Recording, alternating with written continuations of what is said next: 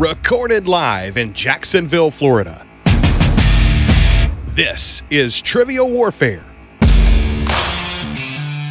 More than just a pub quiz, Trivia Warfare is your gateway to a worldwide trivia community.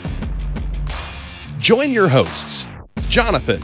We just described Ric Flair as Neanderthal Man and Planet of the Apes.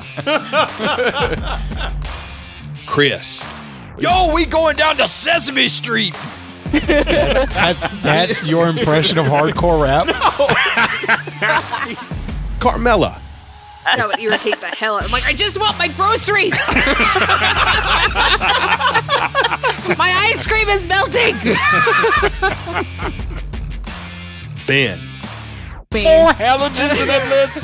Oh my God. You were like, it's not the halogens. I'm like, no, Ben, no. Those damn halogens got me again. And the rest of the Trivia Warfare Army for another week of fun and games. Now here's your host, Jonathan Oakes. Hello and welcome back to another episode of Trivial Warfare. We are the podcast that takes the pub quiz out of the pub and brings it home to you. My name is Jonathan, and woo, how about last episode? Last episode was episode 400. What a blast that was, right, Erin? I can't believe you did that. It was, yeah. No, yeah. Really, I can't express in words what kind of experience it was. It's because it hasn't happened yet. Yes. Hasn't happened yet. Today is Sunday, and we're recording episode number 401 today, but 400 is being recorded on Tuesday of this week. So we are very excited. We're sure that we've had a good time. We are sure that we will have had a good time. How's that for mixing time there? The real amazing thing, and I'm sure we'll call this out on Tuesday, is getting however many adults in the same room at the same place. Scheduling that was the real gift. Yeah, Katie is the real MVP. Absolutely. For sure. Well, we have some awesome guests today, Erin, so I want to get to know them a little bit better. First off, Sam Ross is with us. Hi, Sam. Hello, hello. Welcome to the show. Thank you so much. Thanks for having me. Absolutely. Emily Veraa is with us today. Hello, Emily.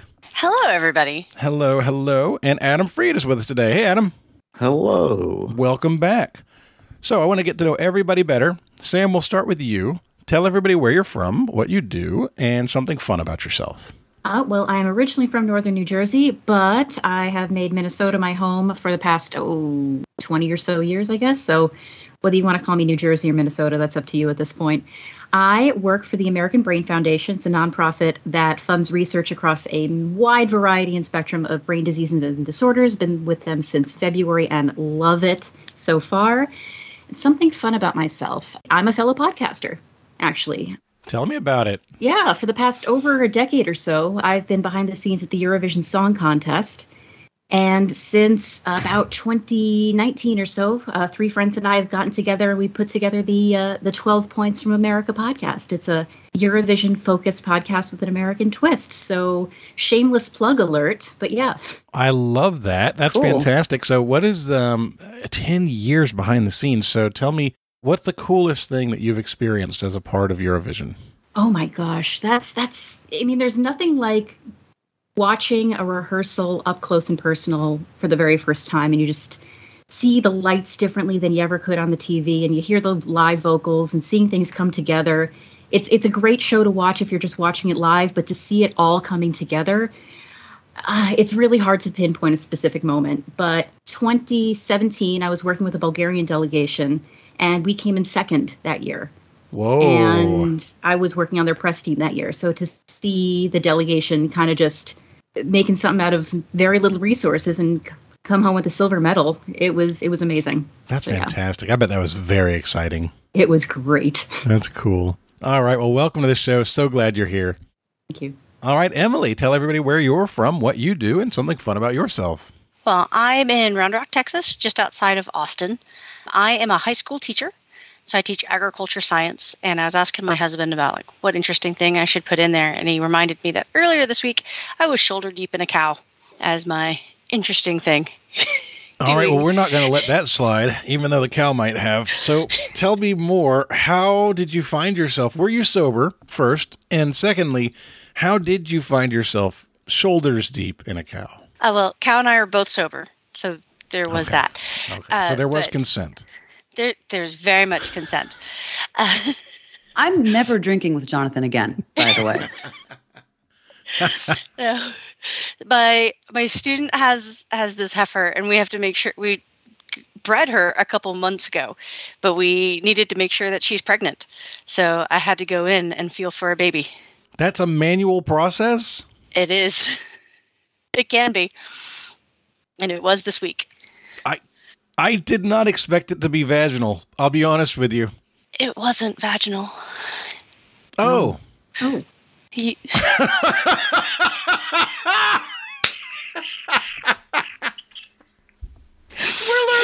We're learning. Okay, can you so what It makes sense that it wouldn't be because see, I knew I shouldn't have used this fact, but he told me to use it. I'm so so what do you glad have you to did. do? Yeah. How does this work? So you put on a glove that goes to your shoulder. Okay. All right. So the difference between small animal medicine and large animal medicine. Small animals gloves go to your wrist. Large animal goes to your shoulder. You dip your hand in a vat of KY jelly, I assume. Oh, yes. Yes. That is like the most important part of that. And you ease your way in slowly and carefully. And the reproductive tract field is right underneath the colon. So you can feel everything there. Oh my God. Okay. So does anybody record the facial expressions of the cow? You know, I wasn't really focusing on that end. Oh, no. Okay. Okay. I think that the veterinary vets in general, especially large animal vets, they have a TikTok explosion just waiting to happen if they were to focus on the funnier aspects of what's happening. My students took video. They have pictures. They have assured me that it'll end up in the slideshow at the end of the year at the banquet. Oh my God, yes. That's fantastic. The slideshow. the No banquet pun for intended. what? So with high school, as an ag science teacher, I'm an FFA advisor. Okay. So I have about 260 students in my program that Future go Farmers through of our America? classes. Yes, Future Okay. Farmers of America. And so at the end of the year, we have our award banquet, and we put together a slideshow of all the activities that we've done throughout the year. Okay. So it'll make sense in context. It's not like it's the annual end of the year banquet for the entire high school, and all of a sudden, here's Miss Veraa, shoulder deep in a cow. I mean, I wouldn't have put it past my assistant principal to throw something like that in there. She enjoys doing that to me every now and then. Awesome. Is that picture going to be shown before or after the dinner? Well, that's a good question at that point. Usually we show it during the dinner. Okay. Wow. Man. All right. It's a different breed. Okay. All right. Well, that is tremendous. You should always lead with that. Always. No, that's wonderful. Okay. I feel like we've really gotten to know you today. This is just fabulous. And now we got to know Adam, you got to follow this. So Adam, tell everybody where you're from, what you do, and something fun about yourself. Sure. I am from Boston, Massachusetts, as opposed to all the other Bostons. I'm also a high school teacher. I teach math. Coincidentally, this week I was shoulder deep in a polynomial, which less exciting. Yeah. No, but the figure 8 was like really large. Like it was a surprised polynomial for sure. Oh, 100%. Yeah. And for funsies, I play a lot of video games in my ever-decreasing free time. And my friends and I are working through playing every game that was released in the United States on the Nintendo 64. Okay. Yeah. So we get together once a week and pick a game and play that game either to completion or until it completes us. And then we move on to the next one. How do you play? Do you play together or you're just all playing individually? For the most part, we're each playing individually and we're sort of on a call together or all streaming together so that we can all watch each other playing. Oh, okay. I got you. We should do that with Mario Kart. Except I guess we would be on the same track too. Yeah. Are you playing it on the 64 or because I have Donkey Kong Country on my Switch and I refuse to believe that my reflexes have slowed down that much and the buttons are just smaller and that's why I keep dying. Is it the same console? Yeah. So I'm playing on original hardware, and I definitely either lied to myself a lot as a child, or actually was way better at video games. there are so many games I'll play it now, and I'm just like, I thought I was good at this. Yeah. Right. How did I don't ever do understand. Yeah. Right. I think that we are just slower, honestly. I think we are. Or you could look at it this way. Our experiences in other directions have taken us to where the skills we were using are now co-opted into other timings. And so you're just not as good because you're better at these other things. Right. That's assuming I'm better at anything than I was when I was. You can lift a lot more child. weight than you could when you were playing Donkey Kong Country as a kid. That's fair. Mhm. Fair enough. There you All go. right. Channeling that inner Donkey Kong. So Adam, what is the best? That's funny. What is the best game you've played on 64? Ooh, the best game. Man, there have been some surprisingly good ones, let's say. So we played this game, Chopper Attack, which was, we'd never heard of Get it. to the chopper. And it ended up being way more fun than we thought it was going to be. That's awesome. Yeah. Love that. All right. Well, guys, if you don't realize that we have a good crowd on this game, you're not paying attention. This is going to be a lot of fun. So let's get started with Warm It Up, Chris. It's time to warm it up on Trivial Warfare today. And there's only one person who can warm it up for the TWA, and that's Chris. And sometimes Jonathan. And Erin's over there breaking the rules, too. What are you doing? I saw that mute. I saw it. I am literally in the process of saying to Nick, who asked me a question, hang on, Dad's going to yell at me if he catches me chatting during a recording. I'm going to hit send on that. Yeah. And then we are going to do Warm It Up, Chris. And I need to let you guys know that today's Warm It Up, Chris is sponsored by Water Cooler Trivia. Be sure to listen to the Water Cooler Trivia advertisement after the midpoint so you can learn how to bring an awesome trivia game into your workplace. Thank you, Water Cooler Trivia, for sponsoring Warm It Up, Chris. As you all may be aware, and I know Jonathan is, Taylor Swift dropped a new album recently. We're recording this on October 22nd. So you're warming up, Chris. I'm going to give you a word or phrase, and you're going to tell me if that's a Taylor Swift song or a perfume. Whoa. Okay. All right. All right. We're going to start with Emily. Lord. Your word or phrase is whimsical fox. Whimsical fox. I am going to go with perfume. It is. It is an Estee Lauder perfume. I wonder what... Oh, I'm going to wonder what so many of these smell like. What does a whimsical fox smell like? And do the future farmers have to know this by scent? And how big of a glove do you need? No, that's a hand glove. No, you don't want to go shoulder deep in a fox. It's a bad move. You come out his front side. It's like a fucking puppet. Sam, your phrase is champagne problems. Ooh, I'm going to say Taylor Swift song. Off her album Folklore. Nice. Jonathan, you have incredible things. Yes, I do. Well, you had 2 perfumes in a row. I'm going to go... No, you didn't. Nope. No, it was 1 and 1. Crap. And I will tell you, do not game theory this. I rolled this die to come up with the order that the 20 of them are in. For that reason. All right. And it was 10 and 10? Yes. Shouldn't have said that. Now we can still game theory it. I'm going to say it's a perfume. It is a perfume. I'm reorganizing things because of what you just said. It is, and it's a little bit of a trick because it is a Taylor Swift brand perfume. Ooh. Because Incredible Things is a line from one of her songs, but not a title. Adam, you have Elixir. It seems too magical. Let's go with a perfume. It is a perfume by Clinique. We are 4 for 4. What is the Incredible Things line that sounds familiar? I can show you Incredible Things, Magic, Madness, Heaven, Sin. Is it Blank Space? Yeah. Okay. I was trying to think of the song. Yep. Okay, Elixir is correct. We're all the way around. Back to Emily. You get Hoax. Hoax. Oh, hoax. Okay, would this be a song? Would this be a perfume? Let's stick with perfume. Hoax is a track off of Folklore. Wah, wah, wah. Sam, yours is Made of Starlight. Made of Starlight. Full disclosure, I'm not a massive Taylor Swift fan. My knowledge is not that great, so I'm flipping mental coins here. I'm going to say it's a song. It is a Taylor Swift brand perfume. Ah. Next up, Jonathan, Stay Beautiful. Before I answer, I expanded the window here, and Adam, is that an original NES like on the thing behind you? Yeah, up Like a first there. version? Yeah. How Yeah. about that? Don't see one of those every day. I play a lot of video games. Awesome. Okay, you said what was the one for me? Stay Beautiful. Stay Beautiful. You just talking right at me. I really should have ordered these differently. Taylor Swift song.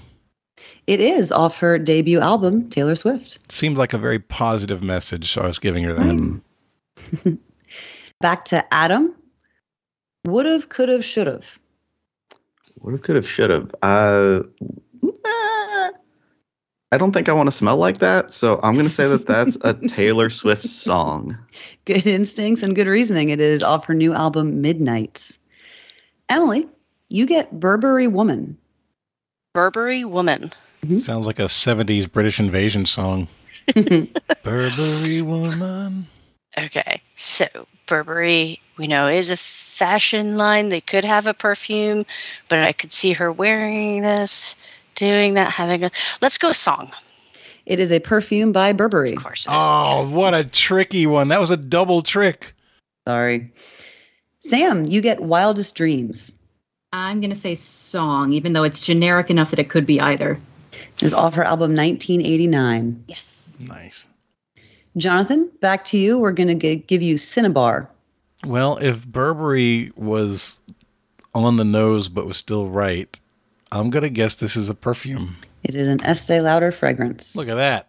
Adam, you get Me with an exclamation point. Oh, see, this is because me without an exclamation point, for sure. No, Taylor does not strike me as a punctuation person, so we're going to go with perfume. It is off her album Lover. It was a collab with someone, and I forget who.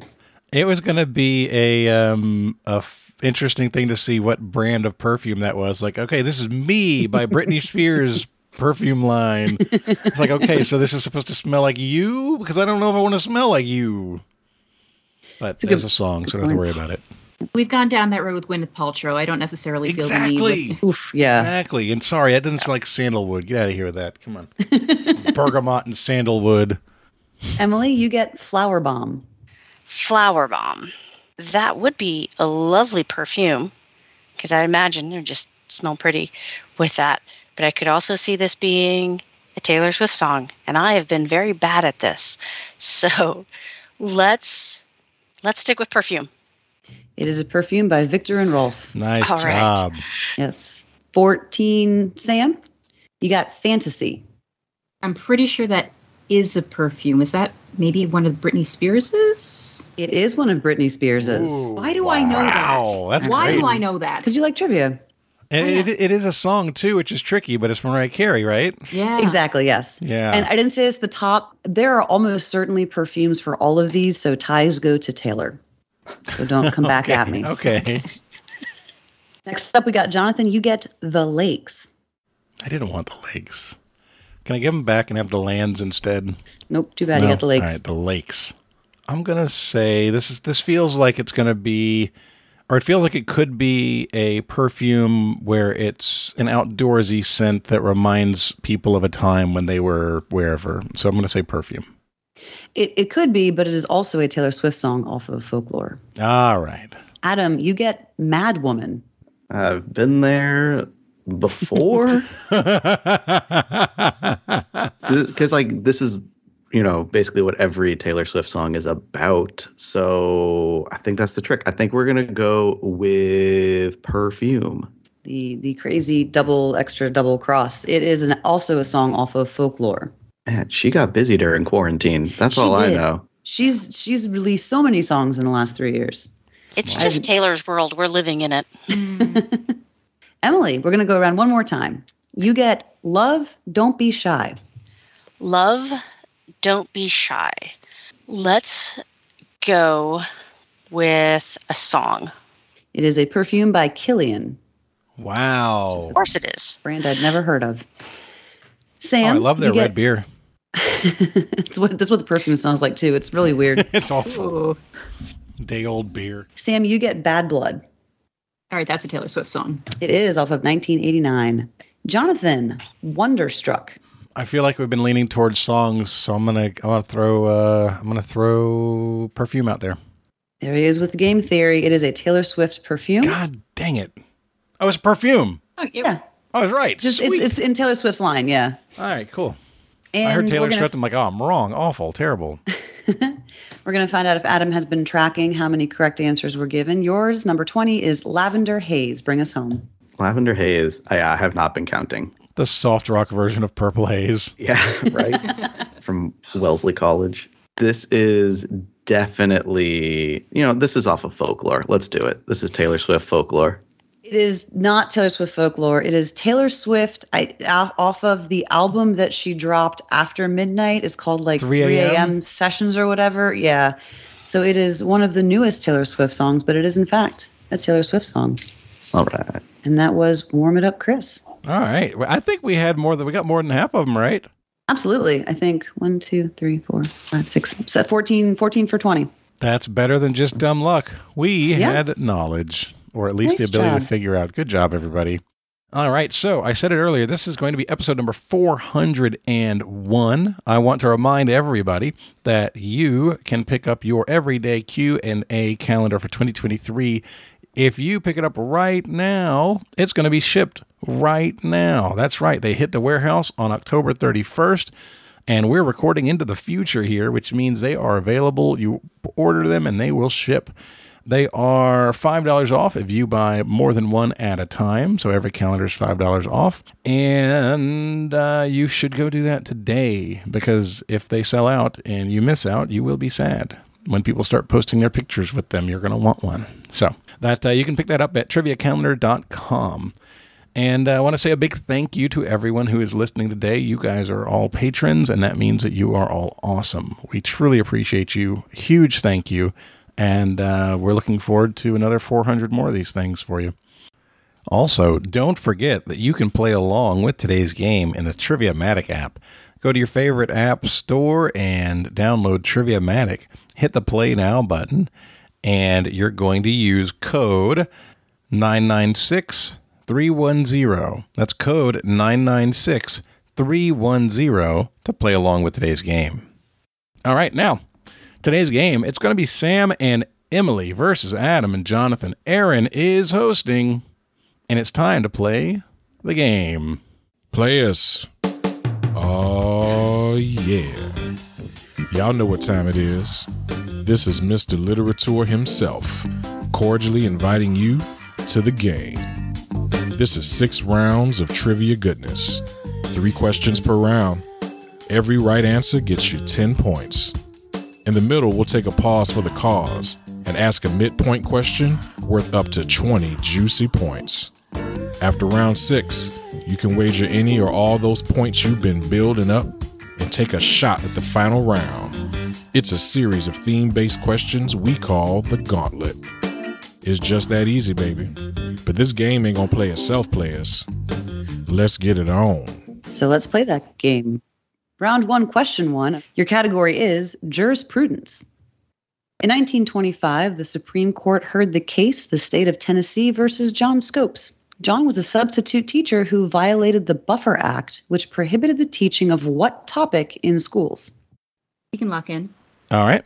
Okay, Emily and Sam are locked in. Adam and Jonathan, talk it out. They have a literal science teacher on their team, Adam. It seems like just kind of on the nose there, but Scopes monkey trial, so evolution, right?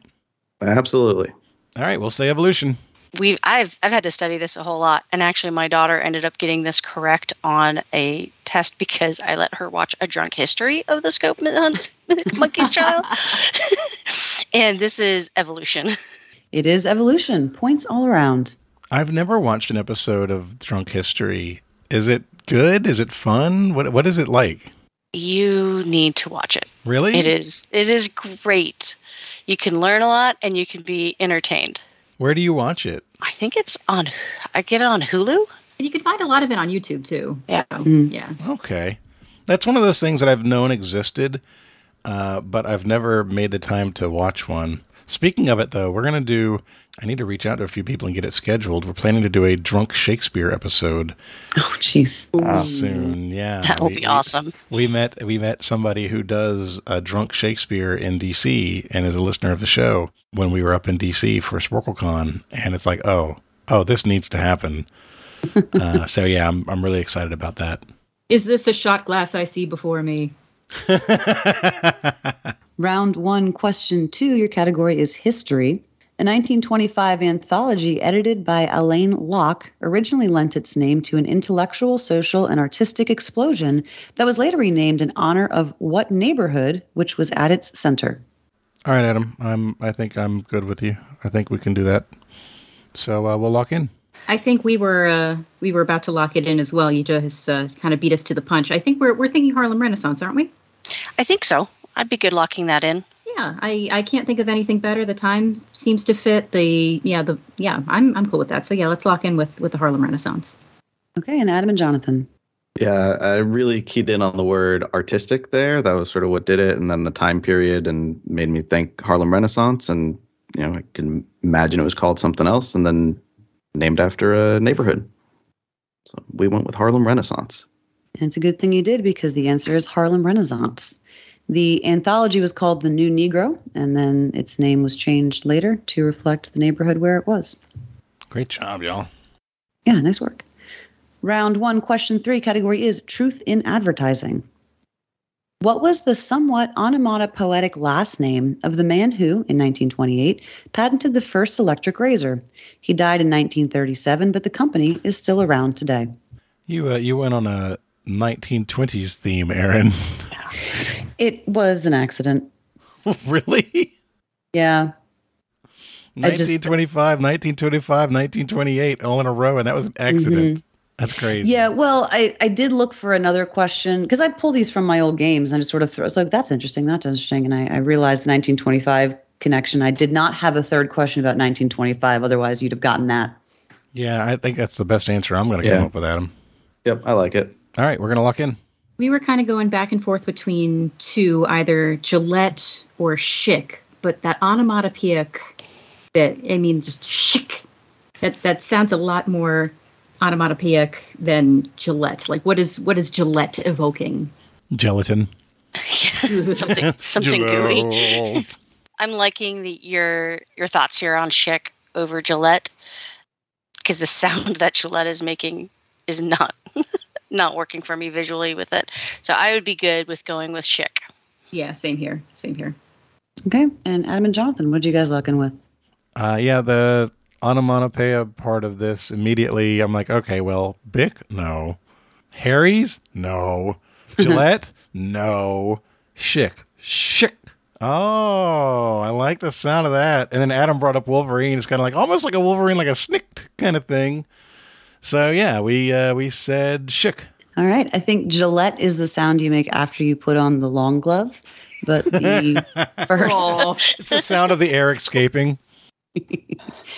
But the first person the person who patented the first electric razor was Mr. Schick. And you guys nailed it. Is there any truth to the idea that there was a magnet involved in the electric razor that he invented?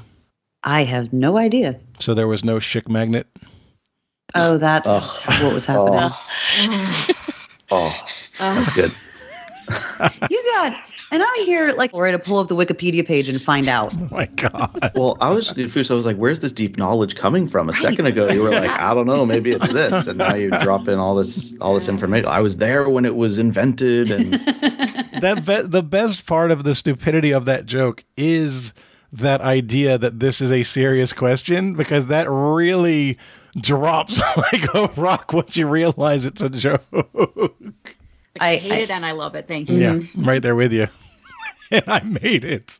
I absolutely leverage the fact that I do this to mess with people that way. It's one of my favorite things to do. Like, I'll say to someone, sitting outside in the fall watching the geese go by, it's like, how one of the V's, the V of geese, one of the sides of the V is always longer. Do you know why that is? No. Why is that? It's because there's more geese on that side. There's one more goose on that side. Yup. Yeah. Some people don't talk to me anymore. I don't know why. I love it. After the first round, y'all are perfect. which is very Aw. exciting. So I think we were perfect coming into the game, though, so that's not really saying much. But now there's some numbers that reflect that, which is, what matters in this society. Round 2, question 1. Category is prehistoric plants. What type of tree is so old, how old is it, that botanists believe it evolved to encourage pollination by beetles because there were no bees yet? Their flowers are extra tough to withstand these pollinators, making them a metaphor for beautiful strength. That's got to be it, Adam. Also, I'm not coming up with anything better. So, do it. I want to lock it in. Yeah. All right, we'll lock in. Nothing's coming to me immediately. I know that ginkgos and ferns are supposed to be really, really ancient, but ferns are not flowering plants. Ginkgo, I know, are really, really ancient, but I don't know if those are technically flowering trees, or what's speaking to you? First thing that came to me was like a steel magnolia, like with that strength and the flower with that, because magnolias do have big yellow flowers on them with it, and so that'd be where I would lend itself to, because there are a lot of things that can be pollinators, because those flowers are really they're thick petals that I've seen on them with it. There's a magnolia tree in my neighborhood that I see with it, and I know that the leaves are super thick, and I believe that the flower is really thick as well. I trust you. I live in a climate where magnolias are not easily found, so I don't have a ton of experience with them. I absolutely trust you and your science teacher background a bit more than I do my own experience. Okay. Now, I will say that, right? I teach agriculture. I teach animal science with it. Yeah. I am notoriously bad at killing the plants. All right? I look at them and then they die. Well, the problem is you're not supposed to go shoulder deep in a plant. You see, no, you can't do that. You got to be gentle, delicate. I mean, like maybe one of those like Rafflesia plants that open up like those giant corpse flowers. You could probably go, elbow deep, shoulder deep in one of those You things. never get Those the smell off. It smells so bad. Yeah. I would lend towards magnolias. I am going to lovingly hand this over to you. I'm cool with that. Okay. We're going to lock in with magnolia. All right. What do the boys have to say? I'm just now nervous about how bad a corpse flower smells if the person who's been shoulder deep in a cow is like, no, don't smell the flower. The flower smells bad. Okay, anyway. so next door to my house growing up, my house had a dogwood tree in the yard. And so those were some very beautiful flowers, but also very delicate. Bees definitely pollinate a dogwood flower. But next door, there was a magnolia tree. And a magnolia tree flowers, like you had to, if you want to break your finger through a magnolia flower petal, you got to push. It's got some texture to it. Also, like before they open up, they make almost like a pine cone shape. When you chuck that at somebody, it really hurts. Just when you got a lot of kids running around a neighborhood, you have magnolia cone fights for sure. Also, we had lots of acorns, like big, fat, chunky acorn. We had a lot of throwing stuff at each other. Now that I remember it, those times were very fun. Very violent relationship with local flora. My brother's going to be listening to this, and I'm sure he remembers these times. The acorn wars were just wonderful. Yeah, well, we ended up saying magnolia because they're really, really tough flowers on a pretty hardy tree. All right. We had one growing up in my backyard as well. It was named for my Aunt Doris, and I'm not entirely sure why. Maybe it's because she was like steel. It is a magnolia. Yeah. Nice. That's very nice. Great pull, Emily. Yeah, good job. You said it, and I'm like, stay there. And I learned I'm not going on a neighborhood walk with Jonathan because he'll throw things at you. Right. No, only if you throw things at me first. I mean, or we agree to do it. Did you guys have those those sticky burr, like horse chestnut things with the burrs on the outside? Like those are what we had growing up, and I'm really happy that we weren't friends when I was a kid. I don't think we had those. We had some big hefty ones that are Buckeye quality kind of size. But most of them were smaller. Like you'd get a handful of the small ones and be like a scatter shot throw. And then you'd get like some of the big ones and you'd really aim those. But you'd get hit once every like 10 or 20 throws. And the way it would work is there were 2 yards across the street from each other. And so the 2 different teams would be they'd be 1 yard or the other. And so your ammunition would either come from the trees in your yard that you were in or the ones that are thrown at you. Then you pick up and throw back. And it's like, think about like 5-on-5 kind of vibe. It's a different time, but it was a lot of fun. If we got any Gen Z folks listening, this is what we did before the internet. We just threw plant life at each other across the street. That's when we weren't playing tackle the person with the ball, which was just them running around the yard and 20 kids chasing them and trying to tackle them. See, this is what happens when you grow up where there's no snow. You just throw plant life at each other. Right. Yeah, fair enough. Okay, round 2, question 2. Category is same name. What late 1825 Russian uprising shares its name with a 5-piece indie rock band based in Portland, Oregon, whose debut EP was released in 2001? You decided instead of coming forward, you're going backward. Mm-hmm. Now it's 1825, which is an oddly connected point. We had ancient trees a minute ago, so we're just all in the past. I'm with you, Adam. I was thinking the same thing. Cool. Yeah, let's lock in. Dan, you just lock in right before we're going to do the same thing. We were typing in the Decemberists right as you guys said, hey, let's lock it in. So Emily, are you cool with that? I'm great with that. Sweet. Let's lock in the Decemberists. And Adam and Jonathan. Yeah, I love this band dearly. Just saw them a few weeks ago, which was both very exciting and also very much a lot of like white people standing around disinterestedly watching songs and then clapping politely afterwards, which was not what I was accustomed to. But yeah, we went with the Decemberists as well. And yeah, there's the Decemberist uprising without the E. So yeah. Sounds the same though. Was this the tour it is the Decemberists. Is this the tour they opened for Death Cab? No, this was like they had postponed their tour about 4 times in the last 3 years. So they were headlining, and I forget who opened. I may or may not have skipped that part. Yeah, I feel like they were here recently, which is maybe where the question comes from. Who knows where questions come from? Round 2, question 3, category is business. Business. We're business time. Yeah. We're still in the past. The 1873 patent procured by Levi Strauss and David Jacob for the blue jean included what specific thing which distinguished their product from other denim work pants? I think we can lock this in. All yes. Right. So, Adam, I sent it really quick. I think the thing that made those stand out was the rivets. They gave extra strength to certain points that would fall apart really easily on other work pants. Yeah, that was 100% my first thought as well. I'm like second guessing, is it just the aesthetic thing of like the red tag? But I think it's rivets as well. I think it's rivets. All right, we're going to say rivets. All right, Sam and Emily. Yeah, we came to it pretty immediately. We're like, rivets? Yeah, rivets. Rivets. Yeah. These are my favorite jeans because the rivets keep everything stronger and they don't fall apart. Y'all sounding like frogs. I know. I love how froggy that answer is. Rivet. Rivets. Yeah, it is rivets. Nice work. Nice. Y'all remain perfect through 2 rounds. We got to get to some separators. Let's see if we can do it in round 3. Question 1. Category is celebrities. They're just like us. In January of 2020, Madame Tussauds Wax Museum in London removed replicas of what public figures? They were relocated to the museum's New York location until May of this year, when they were reunited with their family. Oh. Let's lock that one in. Okay, they are locked in. Adam and Jonathan. Yeah, so I sent over pretty quickly Harry and Meghan because the family part of the question, royal family, you didn't say celebrities necessarily. You said public figures. And wait, not Harry Styles and Megan Thee Stallion? I thought that's where you were going with this. Negative. Absolutely negative. Yeah, so there could have been a case in London where people might vandalize or people might express displeasure about the decisions that were made by those family members.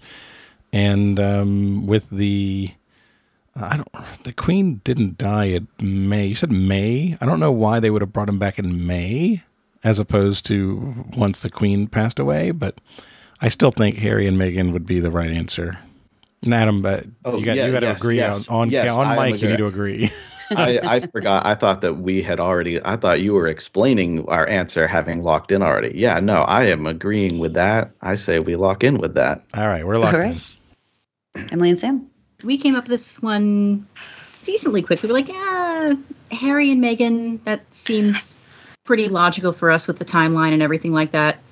Emily, you commented in our little chat.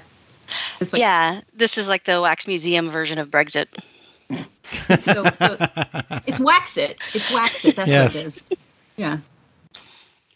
Yep, it is Harry and Meghan. You guys continue to be perfect.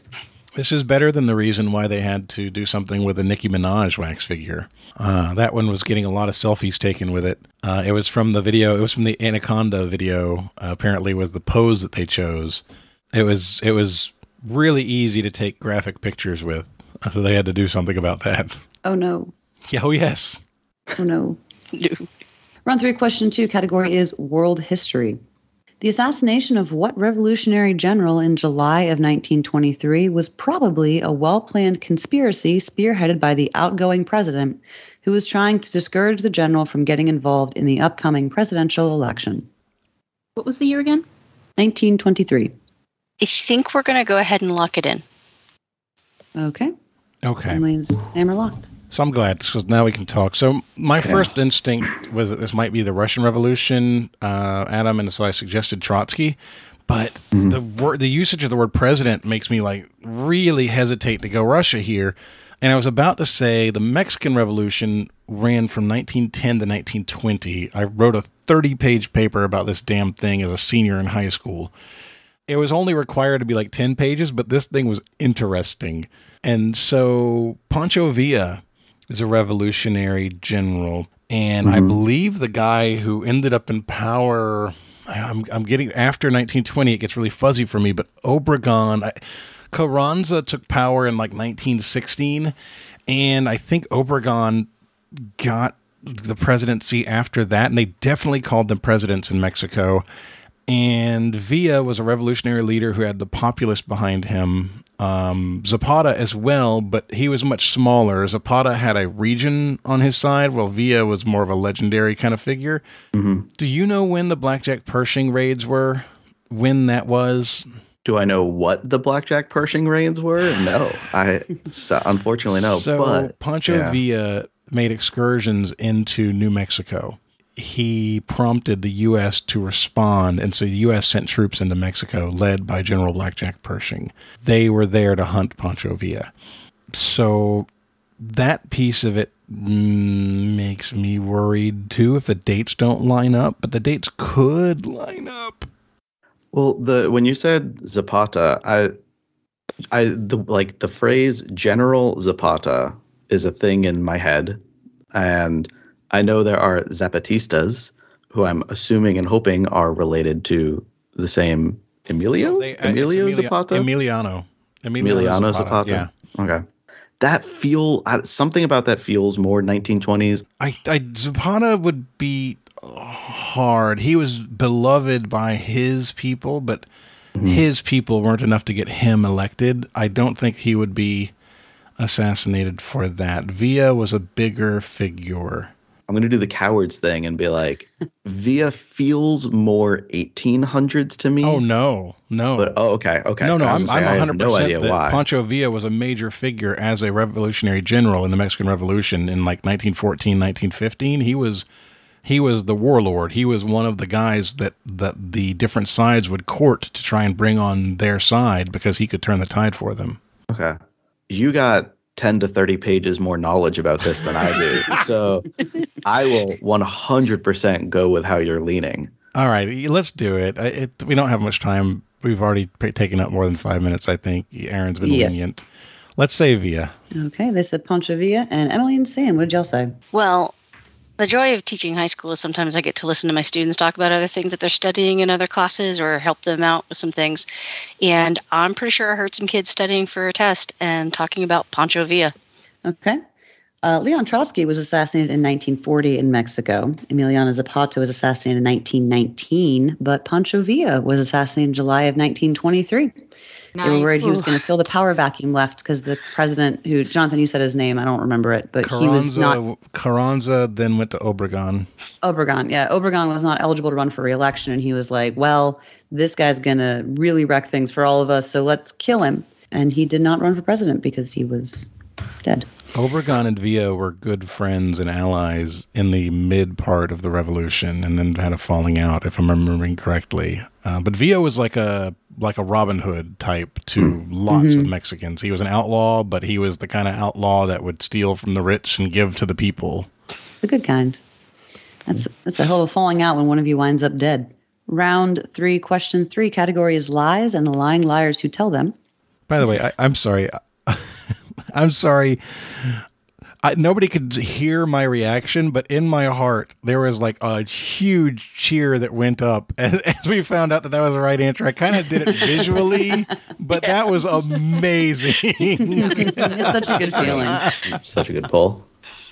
Nice job. Now we can move on. I'm just trying to keep I'm known for having a terrible poker face, like just in general. Like I wear my emotions on my sleeve and all over my face. So I'm trying very hard to keep everything That is smart. I'm not looking. I'm really inwardly focused when thinking like that, but I know other people could pick it up really quickly.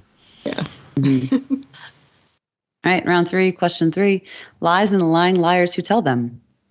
Although she may have done other things in her life, Rosie Ruiz is most famous for failing to do what thing in 1980, despite making a thoroughly dishonest attempt to convince people that she had.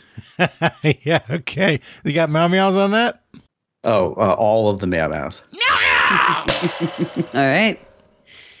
That means I think that Adam and Jonathan are locked in. Yeah. This sounds vaguely familiar to me. My brain is going to, an athletic event of some sort, but I remember there being a fuss about women running in marathons, but I feel like that was earlier, and this doesn't quite fit that vibe. And it wasn't necessarily somebody attempting and was prevented. It was somebody, you look like you just had a light bulb go off. Yeah, you're saying the marathons. There was somebody who, like, they hopped on the metro or the subway or something instead of, like, finishing the whole course. I mean, I remember. Could this be that? I know that there was a story about that with like the marathon in like the St. Louis Olympics that somebody like hopped in a car to finish it, but that's decades earlier. No, I think this was like it's like the happened again. This was either like the New York Marathon or the Boston Marathon. Yeah. Should we just say finished a marathon and ask for more? And if she asks for more, then we can figure it out. Yes. Let's do that. Okay. We'll lock in with finish a marathon. I'm going to need you to be more specific. Okay, at least you know we're on the right track. We're on the right track. We haven't completely embarrass ourselves. Okay, so I would say New York or Boston. Those would be my directions as well. And I've run 4 marathons, so I get trying to fake it because that's a long time to run. And if somebody could have given me a ride, I would have taken it. Yeah, and she said 1980, is that right? So we know it wouldn't be the Olympic marathon because that was Moscow that year. So if it was American, they would have not participated. Right. So it's probably those two then. I'm going to lean more towards the Boston Marathon because New York is a big deal too, but I think of like Boston being like the big marathon. You see, I think New York is the big marathon, but that's just because I grew up in the New York area, so we always think everything is bigger. But I don't have massive thunder. I feel like the story about the woman who was prevented from running the marathon, I feel like that was Boston. I could be completely wrong though. If you have slightly more thunder on Boston, I'm okay with that. Yeah, my gut's just leaning towards Boston if we're going to pick that. I trust you. It's been working well. It's been working well so far. Okay, we're going to go Boston Marathon. Okay. And Adam and Jonathan. I'm not mad. I'm just disappointed. Did we just pull a Jonathan? I'm not mad. I'm just disappointed. Yeah, she was. Yes! She was running this little marathon in April in Boston, and then decided, you know what? I'm just gonna hop on the Green Line trolley and just take it a few stops. And she just won the Boston Marathon and like wasn't sweaty. And people were like, "Wait a minute, how'd you win this race?" She also posted a time of 2 hours and 31 minutes and 56 seconds, which at the time would have been the fastest ever in Boston Marathon history and the third fastest ever in any marathon, which caught some people's attention. Her Wikipedia page says Rosie Ruiz was a Cuban-American fraudster who, among other things, was declared the winner in the female category for the 84th Boston Marathon in 1980. Wow. You know what, though? Nicely done. People will remember her. So, Yeah. hey, it's not all bad. As a fraudster, yeah. Right. Katie Switzer was the woman who in 1967 snuck onto the course and was the first woman to complete the Boston Marathon. I'll say that was also Boston. Thank you. I knew that was in my head somewhere. Yep. Yeah, there's I don't know if any of y'all use Peloton, but they have outdoor runs that have instructors that just chat with you the whole time. And there's one of them, it's a marathon prep, it's a 60-minute run, and the Bex Gentry who runs the class just talks about KB Schweitzer and how incredible it was. Really, really cool if you're into that sort of thing. It just means you have to move for an hour, which is a lot of moving. It's not even a whole marathon. No. I'm doing one next week, and it is a 7-hour time cap. And I'm like, I think I can do that. But the idea of doing one thing for 7 hours is daunting. Oh my I God. did. Look. I've done 4 marathons, and I do them in about 5 hours in 10 minutes. You can do it. That's awesome. Yeah. And I'm slow. You've done 4 marathons? That's I've amazing. done 4 marathons and 20 triathlons. See, that could Wow. absolutely be your fun fact on anything you do, by the way. 4 marathons and 20 triathlons is magnificent. That's a lot of things. It's awesome. While inside a cow. No. Things on the move.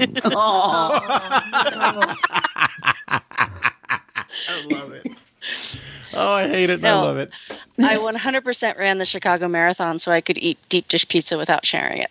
Heck yeah. Which one Yeah. did I did Chicago last year. When did you do it? I did it in 2014. Nice. It's a good race. It is. Yeah. You know, you can Anyway. just eat a pizza without sharing it. You don't have to run a marathon.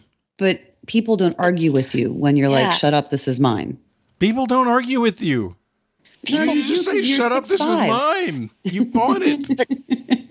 They bought me the pizza, Jonathan. Oh, they Nice. bought you the Yeah, free pizza. That's a reason. Yeah. to Oh, do now it. that's free different. pizza. That now, look, I mean that $25, that's worth those 5 hours. And it came from Giordano's. So good. So good. Right. After the third round, we remain perfect. Wow. Quit saying that. My God, I'm- you're jinxing us all over the place. Good. That's what I want to do. Let's try this. Your midpoint, I'm calling it the anti-EGOT. I have here the 4 people in the 4 EGOT categories, that is Emmy, Grammy, Oscar, Tony, who have been nominated the most times and not won. Lifetime Achievement Awards don't count because they're bullshit.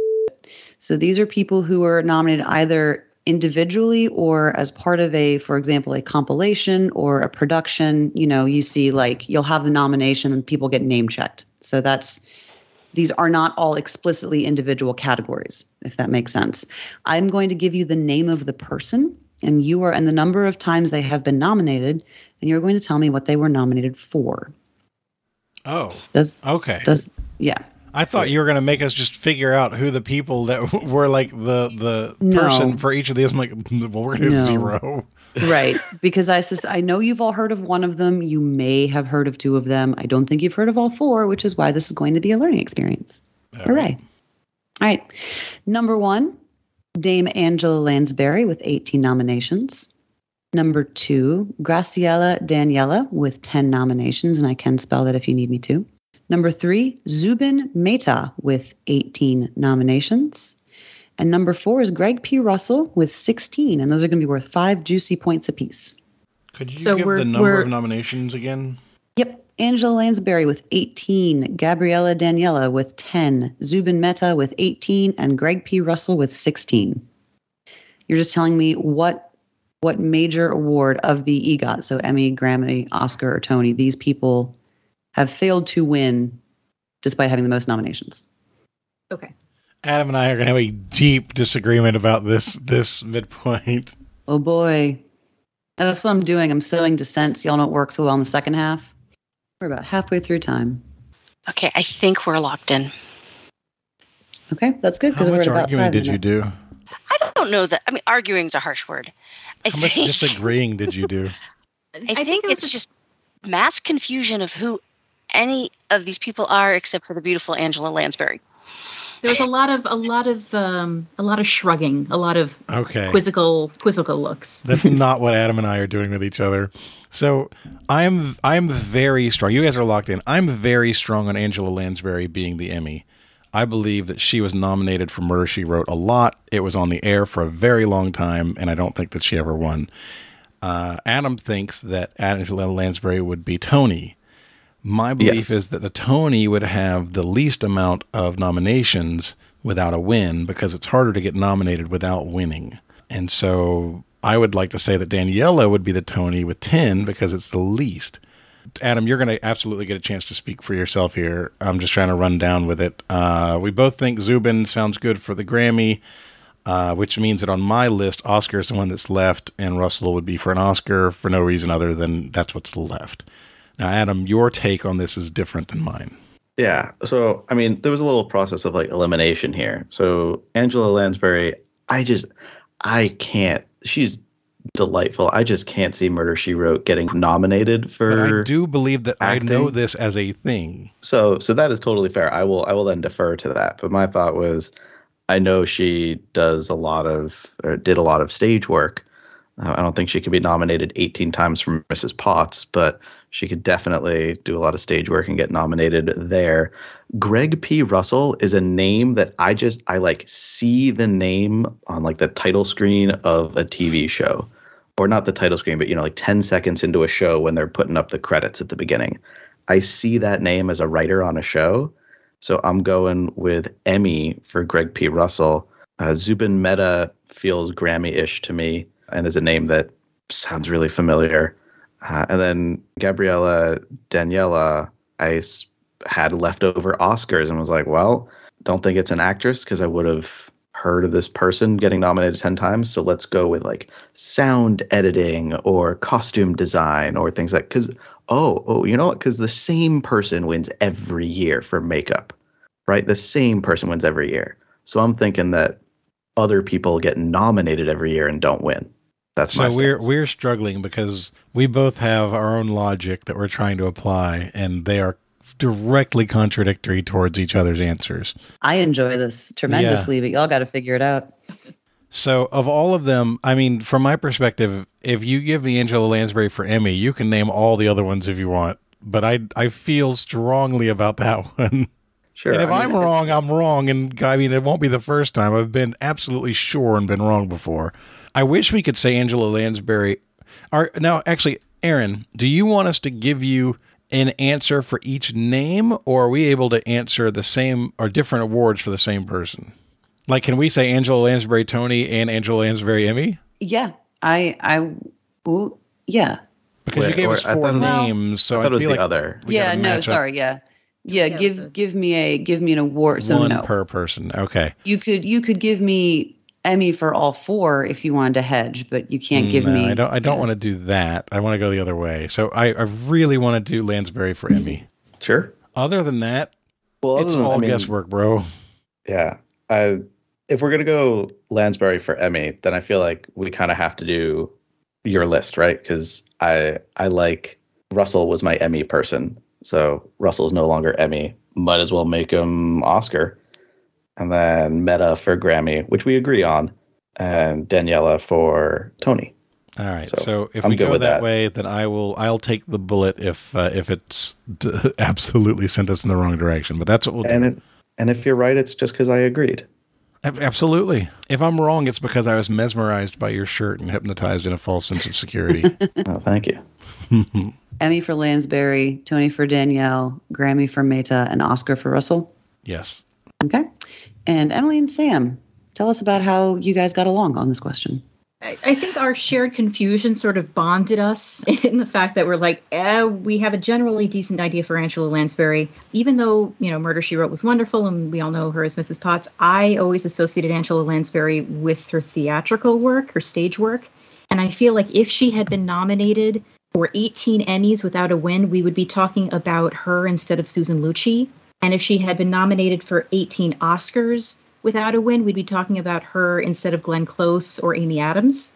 But Tonys, I feel like, fly under the radar a little bit more. And she had such a long career. She could have accumulated 18 Tony nods without a lot of people noticing. As much as I hate to say that, because, she worked her butt off and, bless her memory. So we ended up going Lansbury, Tony, and then kind of shrugged our shoulders for the rest. We ended up with Graciela Daniela with the Emmy, Zubin Mehta for the Grammy, and Greg P. Russell for the Oscar. Yeah. And that sounded just good enough to me that I followed along. But it was a lot of shrugging and a lot of it is what it is. Okay. So Angela Lansbury, again, respect to her name. She was nominated for 7 Tonys and won 5 of them. For Mame, Dear World, Gypsy, Sweeney Todd, and Blithe Spirit. Sorry, Emily. She was nominated for 18 Emmys and did not win any of them. 1, 2, 3, 4, 5, 6, 7, 8, 9, 10, 11, 12. 13 of them were for Murder, She Wrote. And then we had like a special appearance on Law and Order. She won both times she hosted the Tony Awards. And then she reprised her role in Sweeney Todd for a variety program. So she was a woman of many talents. So that was Angela Lansbury was the Emmy. Jonathan, your instinct was correct. Graciela Danielle with the 10 nominations. She's a choreographer. She's the Tony category. Zubin Mehta is a conductor who works with the 3 tenors, I believe. He has received 18 Grammy nominations and never won. And Greg P. Russell is a sound engineer who has never won an Oscar despite 6 nominations. I'm so excited. Wow. Oh, yes. I'm so proud of myself for agreeing with you. Yes. That's outstanding. Yep. Oh, good job. It feels better because it was so challenging, too. It's a different feeling when you just get it because you kind of know. When you're not sure and you're using logic and then you have to defend it and then it's good, that's next level awesome right there. I enjoyed watching you reason it out. I need a cigarette. I don't even smoke. All right, that is the end of the first half. Before we get on to the second half, I want to let you know that today's show is sponsored by Water Cooler Trivia. Have you signed up yet for Water Cooler Trivia? Have you brought it into your team at work, into your office? Have you spread the joy of Water Cooler Trivia yet? Because you need to be. It is the game that you can bring into your office and play on Slack or Microsoft Teams. You can get together with your coworkers and have awesome contests. It's a great way to get to know people, not just inside of your team, but as part of the larger corporate organization. Trivia is a wonderful team builder, and Water Cooler Trivia is as good as it gets when it comes to bringing it inside of your workplace. They have a weekly game that is so customizable. You can customize the categories. You can customize the difficulty. You can customize the day that it comes in, the day that it's due, and a bunch of other stuff. It is a wonderful way to introduce a little bit of fun and a lot of camaraderie into your workplace. You can head over to watercoolertrivia.com today and sign up for a 4-week free trial with no credit card needed. You don't need to plug a number in. You can get a month worth of Water Cooler Trivia free to make sure that you like it. And guess what? You're going to like it because it's awesome. There's over 1,000 companies that are already playing Water Cooler Trivia. It's time to do it. Get signed up now. watercoolertrivia.com. Today's show is also sponsored by BetterHelp. We have reached the holiday season, folks. In fact, I'm recording this advertisement on Thanksgiving Day in between one get-together and another. And the holiday season can be awesome for us, but it can also be challenging for us. I've had challenging holiday seasons. I know you probably have too. Whether it's a matter of loneliness or a matter of family members that are hard to get along with or trigger you or don't understand why you think the way that you think and don't respect it. We don't come with a life manual, right? You don't have a life manual. Your family doesn't have a life manual. None of us got the instructions for how to do this. And so we're all just kind of winging it. BetterHelp can help you with that, particularly going into the holiday season where you're going to be exposed to people that you aren't exposed to throughout the year. You don't necessarily see all of these people all the time, but now's the time. And a lot of us can use help with that. A lot of us could really use somebody to talk to. A lot of us could really use somebody to share our opinions with and to get feedback or to get other information, to hear from somebody who's not invested in it. BetterHelp can provide that. BetterHelp's therapists are trained to help you figure out what's causing certain emotions and to work out productive coping skills, the ways to handle it, what to do about it. And this might be the right time to look into giving it a try. As the world's largest therapy service, BetterHelp has matched 3 million people with professionally licensed and vetted therapists that are available 100% online. So you're not having to wait in the office, Plus, it's affordable. You just fill out a brief questionnaire. It'll help you match with a therapist, and you can switch therapists. If things aren't clicking, you can easily switch to a new one. It couldn't be simpler. There's no waiting rooms, no traffic, no endlessly searching for, is this the perfect therapist for me? Now's the time to learn more. You can save 10% off your first month right now at BetterHelp.com/TWA. That's BetterHelp, HELP.com/TWA to get signed up today. All right, we're going to get started with the second half of today's game.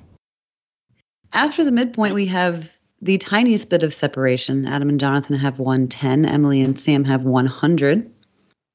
Starting off round 4, question 1, your category is true crime. We're also going back into the past. On June 20th, 1893, who was acquitted of double murder?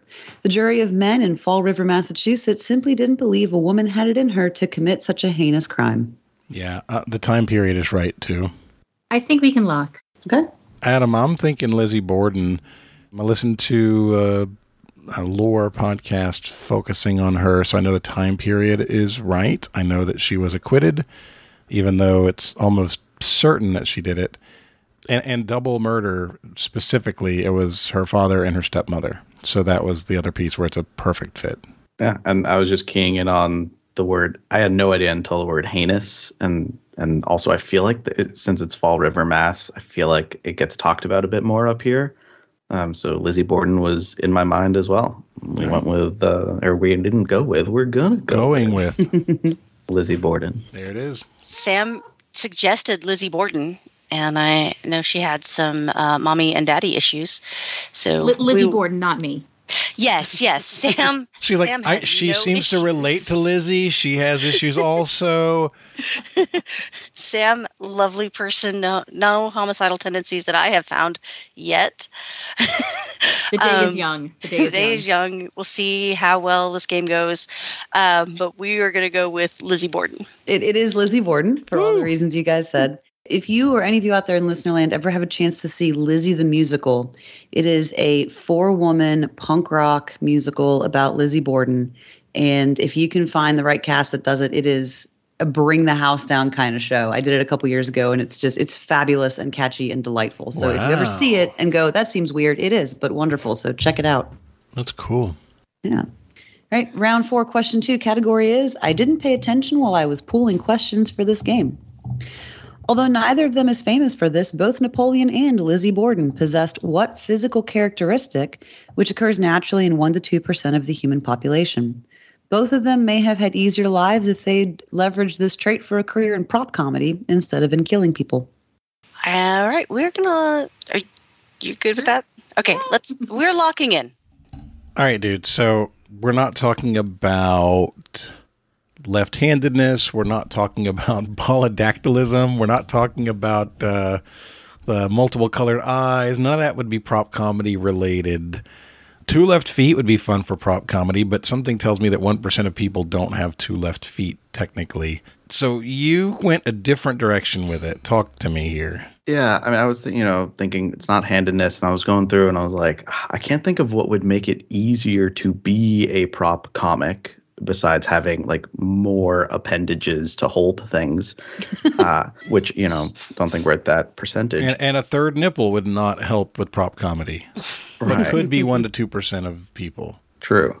And then I was like, it's not going to be like eye color or hair color because those are too low. And then something about that was like, I'm thinking maybe red hair because maybe the prop comic is a nod towards Carrot Top. And it's not that the trait would make it easier to be a prop comic. It's that the trait would make you more like a famous, probably more like infamous prop comic. I really like this logic, even though I'm having a hard time getting behind the answer. I like the logic. Do you know any nicknames for Napoleon other than the Little General? Like Old Red? Are you making Rusty? You're making that up right there. No, Le Petit Rouge. No, I know nothing. I mean, I feel like all the pictures I see, he's either wearing his big doofy hat, or he's got the dark hair. Does he? I mean, in every depiction I've ever seen, he does.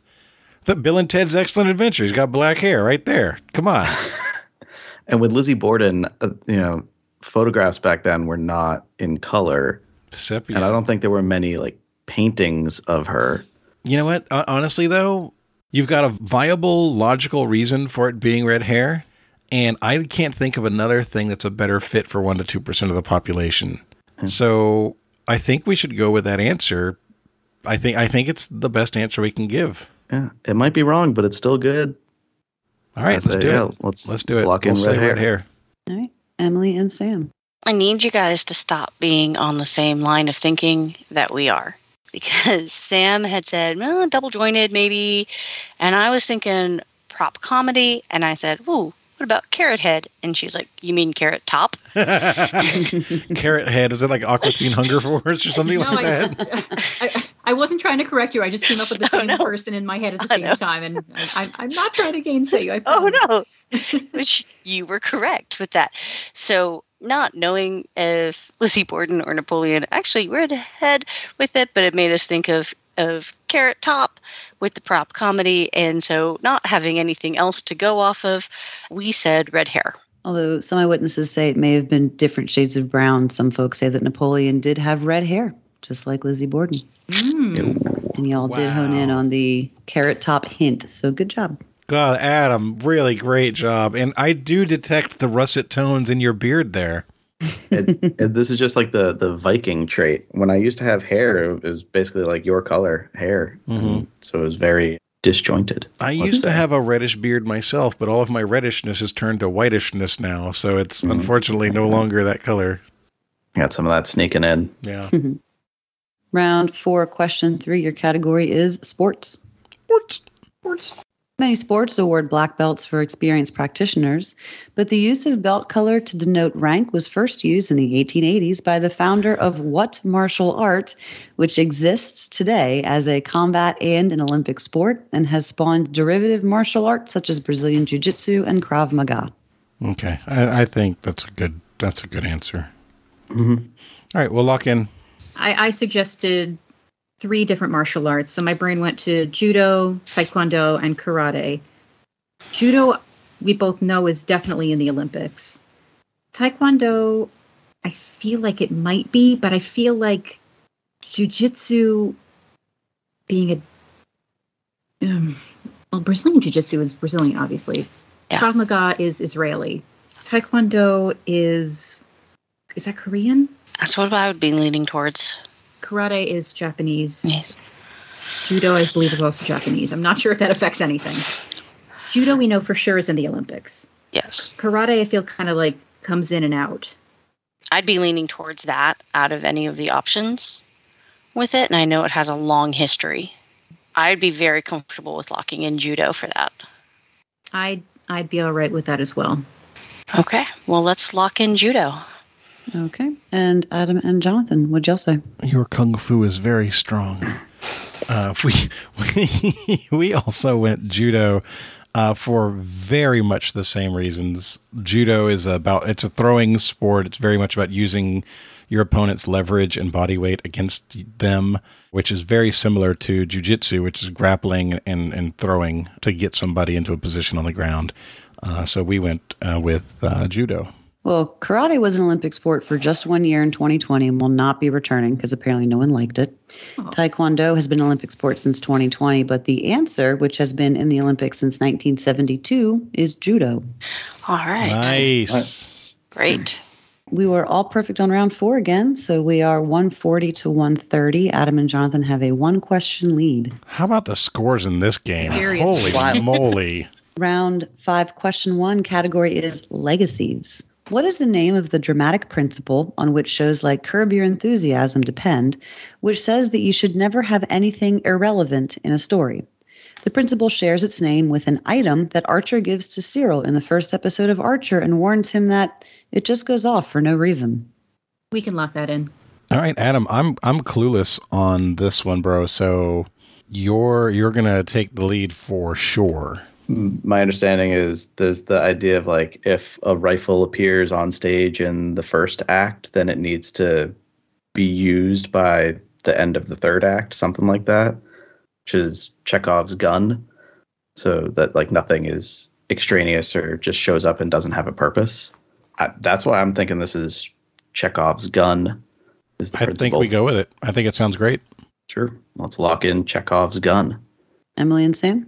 That is what that is. Yep. I haven't been in any Chekhov myself, but I'm from my one acting theory and performance class back in college. Yes, I do remember Chekhov's gun. I have to wonder if there was an episode of the original Star Trek called Chekhov's Gun. I think there must have been, right? They're missing Chekhov's an opportunity. Exactly. Yeah, you're missing an probably. opportunity if you don't. Yep. Yeah, it is Chekhov's gun. And I knew I was going to love Archer when they made that joke. It was just a throwaway line. I'm like, oh, that's brilliant. And Adam nailed it. The premise is if a gun appears in the first act in the set, there better be a reason it needs to go off by the end of Act 3. Round 5, question 2, category is commerce. The anti-theft forensics labs of what retailer are so advanced? How advanced are they?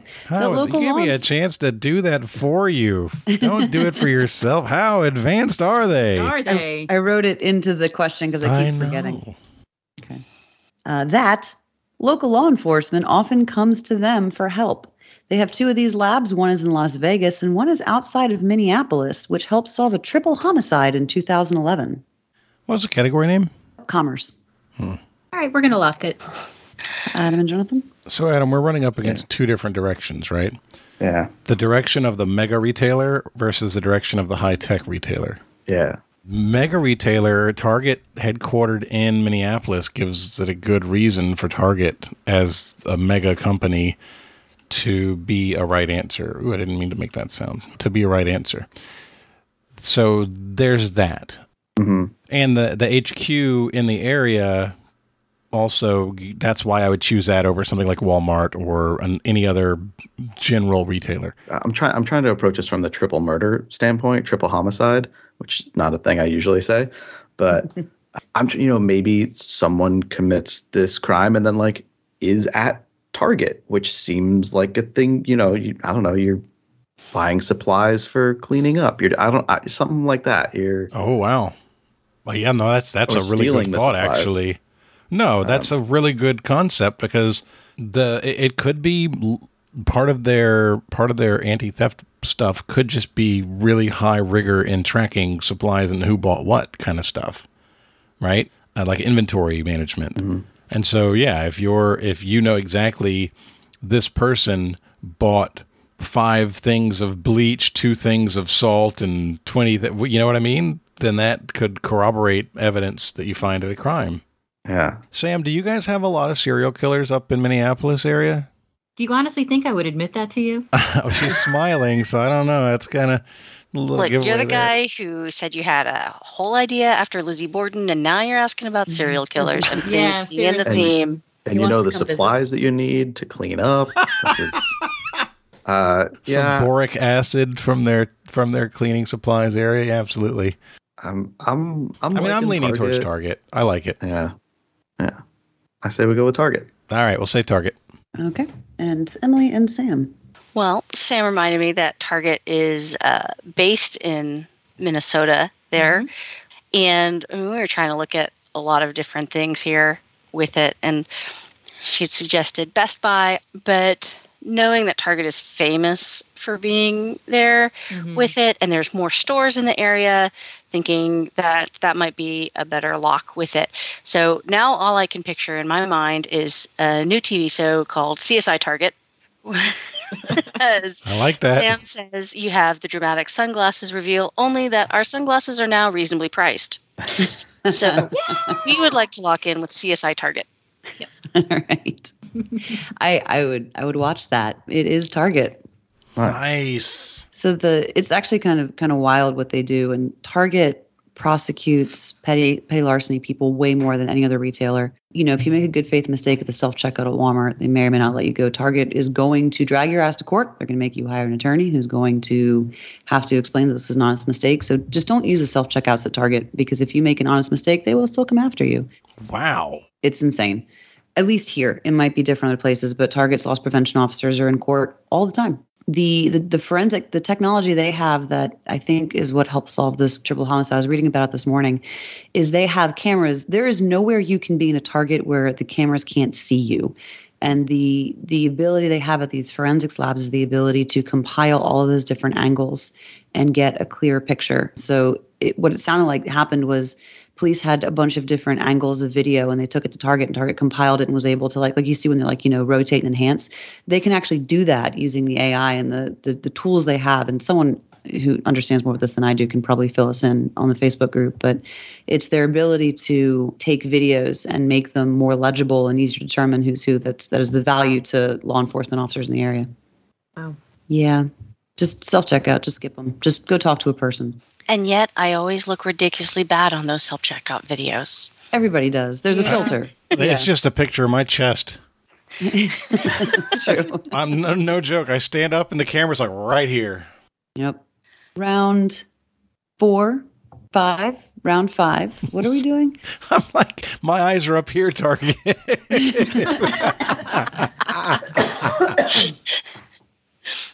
Round 5, question 3. Your category is animals. What species of arthropod, named for the shape that it is and the taxonomic family that it isn't, is facing extinction because its blue blood is useful in detecting bacteria, and it's more important that we harvest them for that than just let them exist? Let's lock it in. Yep. All right, Adam. Animal people locking in quickly? No way. My first thought's just like... Crabs are definitely arthropods. Oh, crab. Okay, if you know that crabs are arthropods. Yeah, arthropods are going to be shell-like animals in the ocean. Then, yeah, horseshoe crab is a thing. I mean, there are crabs that I know of. Oh, they are? Okay, if they're famous for old blue English. blood. Old English animals, for sure. They are blue bloods. Yeah, I'm sure. I could easily see those things not being crabs since they just look like giant bugs. I'm at the risk of underthinking this. I'm good with just horseshoe crabs. I'm in favor of it. It is there's a common question about, hey, blue blood used for blah, blah, blah. And the answer is horseshoe crabs. So it fits with that narrative too. Let's lock in horseshoe crab. Okay. Animal people, Emily and Sam? Yeah, we were thinking along the same lines of things and your taxonomy questions with that in there. And I've had to watch a lot of documentaries on this because my son is a marine biology major. And he makes me watch all of the things, some of them terrifying, some of them awesome. Knowing that they do blood drives for this too, we also locked in horseshoe crab. How do they get the crabs to get on the bus? They bribe them with cookies, as all good things go. That makes so much sense. Yeah. They are not actually crabs. They are chelcerates, which are most closely related to arachnids such as spiders and scorpions. They are horseshoe crabs. Fantastic. All right. Not a crab at all. I have a love-hate relationship with horseshoe crabs. Like, as somebody who is horrifically arachnophobic, like from the top, they just seem lovable, beautiful little domes of just doing their own thing. You turn them over and they are just hellish. Mm-hmm. Just legs everywhere. Just like, no, just from that top angle, they're adorable. Underneath, that's no good. I think you have really kind of nailed horseshoe crabs for all of us. Honestly, it's a horror movie underneath, for sure. Yeah, but like almost adorably cute up top. It's very Cthulhu-esque. It's the kind of thing you want to ride at a battle if you're a very small sea creature. It would make an amazing mount. Get a seahorse on a horseshoe crab. Seahorse riding a crab. I love it. Just next thing you know, they're going to be fighting the sea cucumbers. Pixar, get on this. This sounds like a good video game concept. Or Dustin Rush, get on this. Right? Mm. After 5 rounds, it is 170 to 160. I need y'all to start missing questions. Round 6, category 1. Your category is art. Kurt Weill, along with Bertolt Brecht, wrote which opera, which cost significantly more than you might expect from its title, and which was revived in 2006? I think we can lock this. All right. So, Adam, you know, probably my favorite karaoke song to sing is Mac what the is Knife. And Mac the Knife comes from a very inexpensively named opera. Buck Fitty? The Threepenny Opera. So I'm right there with you. I think that is the perfect answer to this question. Yeah. Threepenny Opera sounds good. Those names seem right. I have not sung Mac the Knife at karaoke. I lean more Natalie Imbruglia personally. Nice. Do you really? I'm torn on the matter. It's a great song to do karaoke. There's a really long instrumental part in the middle, though. That's not great. Mm-hmm. But otherwise, man, you can really let those emotions fly. But anyway, I'm down with Threepenny Opera. Yeah, Let's do it. let's lock it in. And Emily and Sam. I knew this one off the bat. It was Threepenny Opera. It's one of just those things, you know. And she came in with so much thunder that I was afraid to disagree. So I really would have looked like a tool if I'd gotten it wrong. Yes. I had nothing. It is a good thing you didn't disagree because it is Threepenny Opera. Phew! You know, Jonathan, how many times have I heard you do Mac the Knife, and it still didn't occur to me that this was going to be a gimme for you? At least 3 or 4. Yeah, at least a 3 or lot. 4. I don't do it every time I do karaoke, but it's when my voice is trash, it is the one that I can reliably do and not worry too much about the notes. Yeah. Round 6, question 2. Your category is astrology. What is the 2-word name for the phenomenon that is related to the orbital period of a particular planet and is characterized as a time of change or upheaval that occurs approximately 29 years after an event? Could it also be 3 words? No, I don't think so. Okay. I definitely want to lock in with it. Yeah, let's lock it in. All right, we'll lock in. Okay. Emily and Sam. I mean, retrograde keeps popping into my head, but I feel like Mercury being in retrograde happens more. I mean, people complain about Mercury being in retrograde, whatever that is, happening often. Is there another planet that has a period of about 29 years that we could play with that? The only thing I could think of with that would be Saturn. That sounds like Saturn retrograde, Saturn. And is retrograde 1 word or 2 words? I'm pretty sure retrograde is 1. Okay, so then Saturn retrograde, that would be what we're looking for? Or are we I'm looking okay for with that. Okay. So the only way I'm getting Saturn, I'm totally relying on my children's knowledge here. So I did my son for marine biology. So I've got twins, and his twin sister is off studying astrophysics because she's smarter than me. And she's, cool. I know, she's such a cool kid. And she's taking an astronomy class. And she calls me and tells me about it and talks about all of these things. And I always joke with her that she's taking astrology class. And it pushes a button on her. But I recall her talking about Saturn and being, I guess, like 29 or 30 years, something in there. That's the only where I'm getting Saturn from. That's educated. And when you're downplaying your source of knowledge of where you're getting this, no need to downplay. Okay. Whatever the path is for that factoid to get into your brain, it is valid, it is beautiful, and I am loving you for it. Cool. Yes. Well, let's go off of the Preach. knowledge of my 18-year-old. Saturn retrograde. Let's go with that. Cool. Okay. And Adam and Jonathan, what'd you guys look in with? I had a good few years where I just learned all about astrology. I enjoy it today, even still. Obviously not as a science and not as anything that is actually true, but still enjoyable as a lark. And so Saturn is known for a 28 to 29 year period around the sun. That's its orbit. And in astrology, you're dealing with planets rotating around the sun, and you're dealing with things like trines, a lot of math kind of stuff. So trines, what's the relationship of like 120, 240, 360 degrees, and you're dealing with oppositions. And opposition, which for Saturn would be about 14 years, would be when challenging things happen in your life. So when you're 14 years old, what happens? You go through puberty. When you're 28 years old, you kind of get your together for a little bit. When you're 42 years old, the next 14 years, what happens? Midlife crisis. And so the event of Saturn coming back around to its initial starting point is known as Saturn's return, or Return of Saturn, which you know the name from the No Doubt album, which is why I was asking about the 3-word. But the Saturn's return is the 2-word version of that, I would imagine. So that's what we said. Okay, well, Jonathan took on my flavor text. So Dang it! Oh, yep. I thought you were thinking it was a retrograde thing. I'm like, no, he's way off. I'd never heard it called Return of Saturn. Saturn Return is the name of an antiquarian bookshop around here, and also an REM song, which is how I first encountered it. But yeah, when things kind of, the late 20s, early 30s, everyone's kind of looking around like, edgy. I think a lot of people have that experience, like things just feel weird. That's attributed to the Saturn return. Retrograde is when a planet appears to be moving backwards in its orbit. And that happens more often. And that's only because of the perspective of the Earth, because the Earth is orbiting more quickly. So something like Mars can go into retrograde because the Earth outpaces it for a little bit at certain points. yeah. Yep.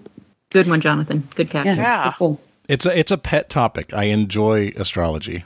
Cool. This whole round is things Erin forgot that Jonathan knew a lot about. So Can you ask the next question about the Eurovision Song Contest for me? If we're Honest to God, if I you had ask known. about sports, and I'm going to miss it. I don't know any sports anymore.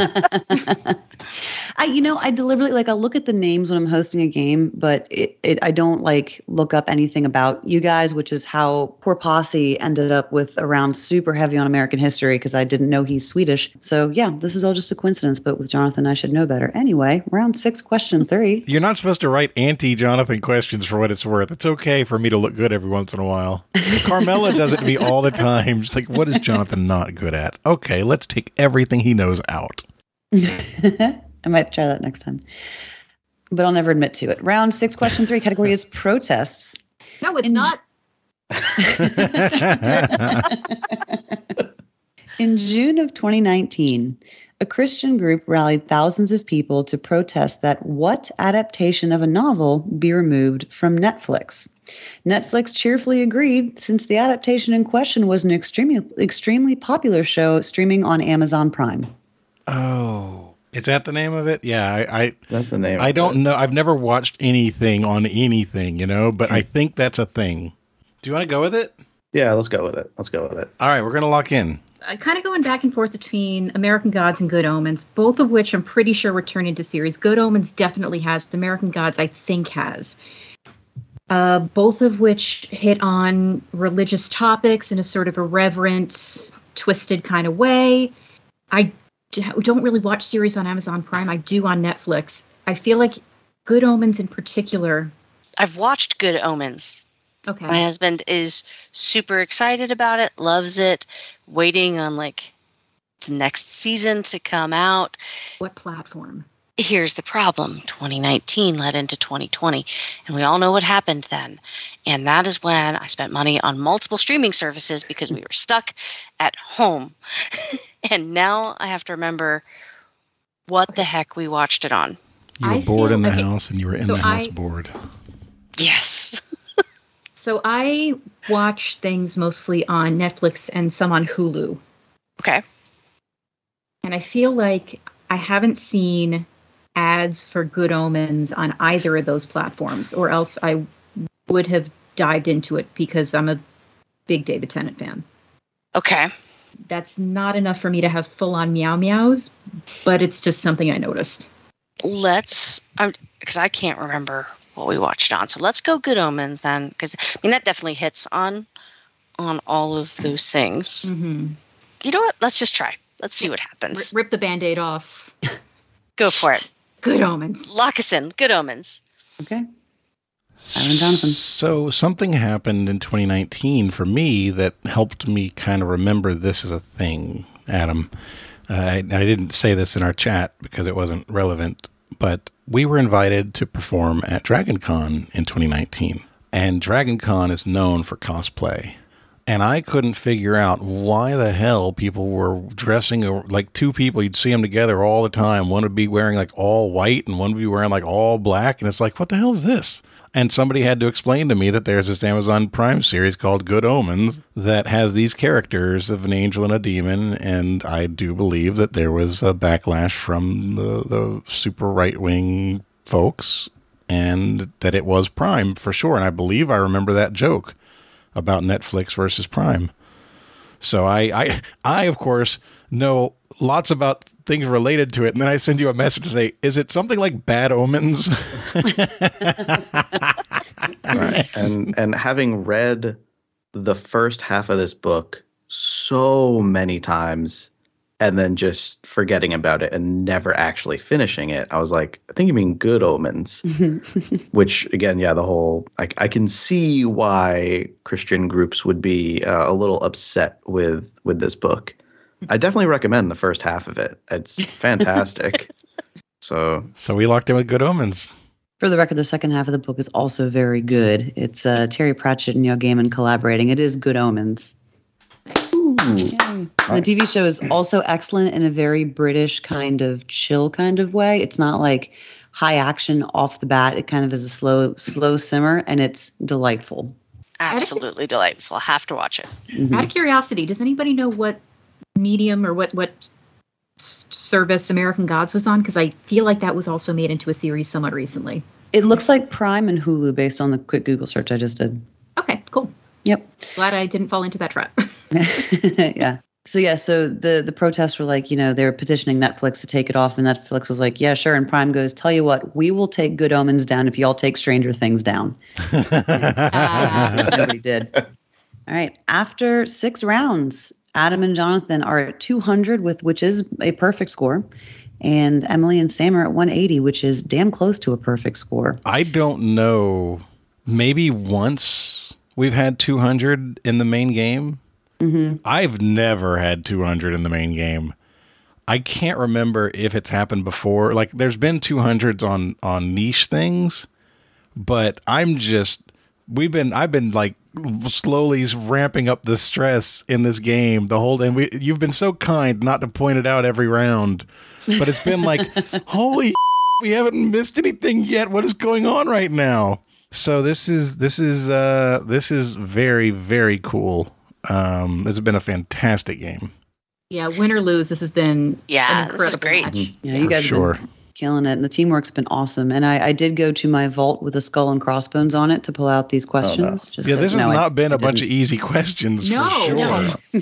No, the cluing has been really nice. I feel like we've just both picked up, both teams have been just picking up on where you want us to go with the questions. I feel like I've learned a lot today as well. Yay. Yeah, that's one of my favorite things about doing this podcast as opposed to my normal brewery game, because I can't see that happening in real time with my teams. Watching y'all do it is super rewarding because it's like, oh my God, it worked.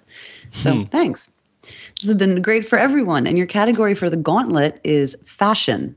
Adam, we already said what we're going to wager, dude. We're not changing it. We have to do it. I know. All right, our wager's locked in. I'm just going to go ahead and put it in because I know what it is. Okay, we're locked in. All right. I think. No turning back now. Rip the Band-Aid off. Question 1. What Pittsburgh-born artist is credited with inspiring Christian Louboutin to paint the soles of his shoes red? The inspiration came from a series of Technicolor silkscreens called simply Flowers. Yeah, we're locked in. All right. I was in the same vicinity. I love that you know that about Pittsburgh. I think we do that. Okay. Yep. Let's do it. All right. Our answer's locked in. Number 2 in fashion. What French fashion designer, Nazi spy, and businesswoman is credited with democratizing fashion with her 1926 invention of the little black dress? There was information in there that I was unaware of for sure. I think we're locked in. Yeah, I think we both have to do that, right? Yeah. All right, we'll lock in. And number 3, Harry Winston is the designer of the most expensive shoes in the world. A pair was stolen in 2005, and an anonymous benefactor offered a $1 million reward for their return. They didn't have to pay out because the FBI got involved and returned them in September of 2018. What specific color are those shoes? Lock? Yep, lock that. All right, let's do it. We're going to lock in that answer. Okay. Question 1. What Pittsburgh-born artist is credited with inspiring Christian Louboutin to paint his shoes red? Jonathan and Adam, I'll start with you.